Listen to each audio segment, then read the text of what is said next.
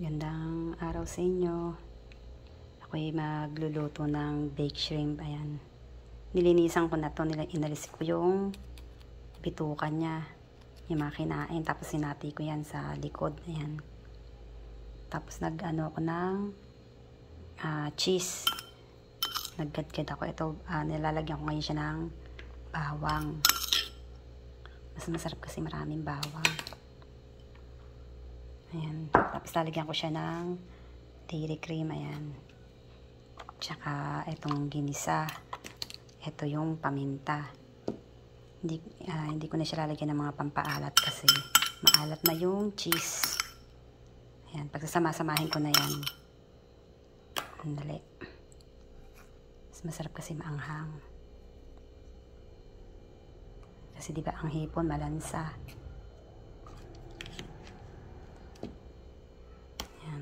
Lang.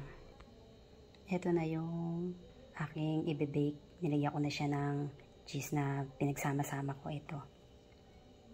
Yung pinaghalo-halo ko na siya. Ibe-bake ko siya. Natapos ko rin. Nagtira ako para bukas ni Heaven. Tsaka ni Jazz. Pagbabaunin ko sa Heaven ng ganito.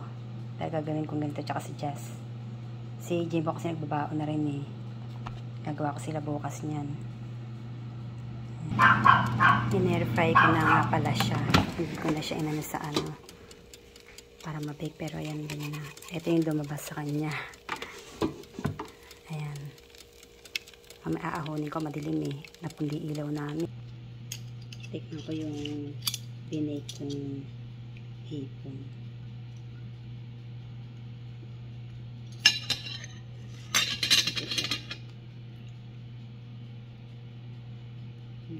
Hindi na mahirapan ng batang kung ipapabaon ko sa eskwelahan kay Heaven.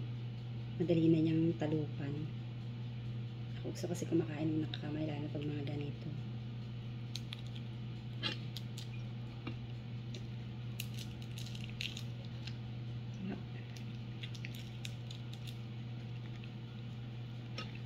Tinikman ko lang. Hindi pa naman kami kakain.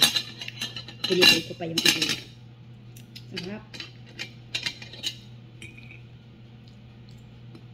Hindi ko po ito recipe. Sinan lang po sa akin ng anak kong dalaga si Heaven, si Jazz. Pag po kasi may gustong pagkain niya, sinisend sa akin yung yung recipe niya. Tapos ginagawa ko. Ang sarap na. Hindi ko na siya nilagyan ng mga kagaya na asin kasi yung hipon at saka yung cheese maalat na.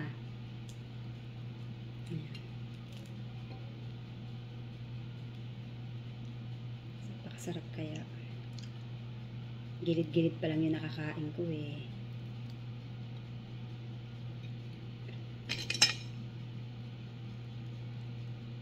Kasi syempre yung balat niyan patikit.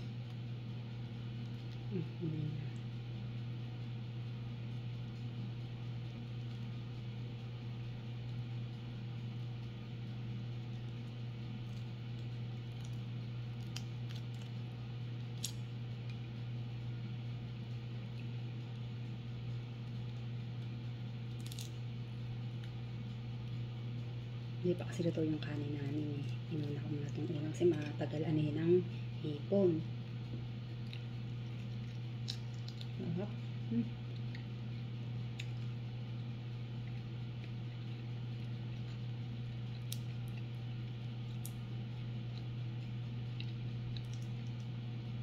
Nilok kasi ako ni Mercedita Berino.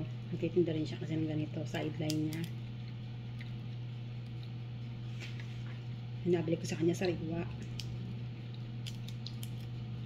Hop.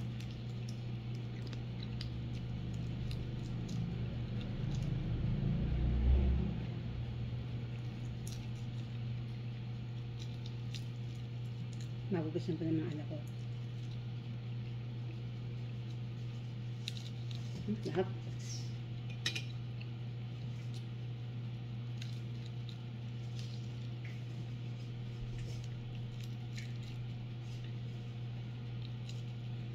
Sarap to may kanin.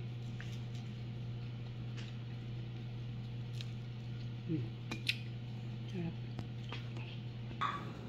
Hindi pa ako tapos mag air fry nito. Thank you. Meron pa dun eh. Maubos ang aking memory. Thank you po. Yan yung aking binake na shrimp.